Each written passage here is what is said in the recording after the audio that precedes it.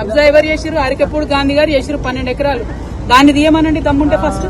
అది తీయకుండా చిన్న చిన్న పిల్లలు పెట్టుకుని కూలీనాలు వేసుకునేటోళ్ళు, రాళ్ళు కొట్టుకునేటోళ్ళ ఇండ్లు తీసి ఏం హీరోయిజం చూపిస్తారండి? ఎవరిని చూపిస్తారు? ఇప్పుడు అంతకుముందు ఇక్కడ వెంచర్స్ చేసి అమ్మిండ్రు బ్రదర్, మీకు తెలియదా? మీరు లోకల్ రిపోర్టర్స్.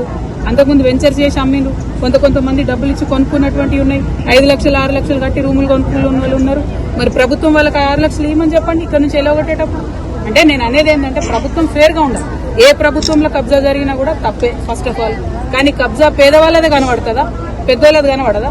ఎకరాలు మింగింది కనబడదా? నేను అనేది ఏంటంటే అవి కక్కించండి మీరు, మీకు దమ్ముంటే. అవి పక్కన పెట్టి పేదవాళ్ళ ఇళ్ల మీద పడి జులుం చేస్తామంటే చూసుకుంటూ ఊరుకునేటోళ్ళు లేరు. నేను మళ్ళా చెప్తున్నా, 6వ తారీఖు లోపల వస్తామని చెప్పి వార్నింగ్ ఇచ్చిరట్టు ఇక్కడ వాళ్ళకి. 6వ తారీఖు లోపల మీది నిజమైన ప్రభుత్వం, ప్రజల ప్రభుత్వం అయితే ఇక్కడ బిడ్డలందరికీ మీరు డబుల్ బెడ్రూమ్ ఇండ్లు ఇవ్వండి. ఇవ్వకుండా 6వ తారీఖు నాడు కనుక మీరు వస్తే బుల్డోజర్ కి ఎదురుగా నేనే పడుకుంటా. మళ్ళీ చెప్తా ఉన్నా.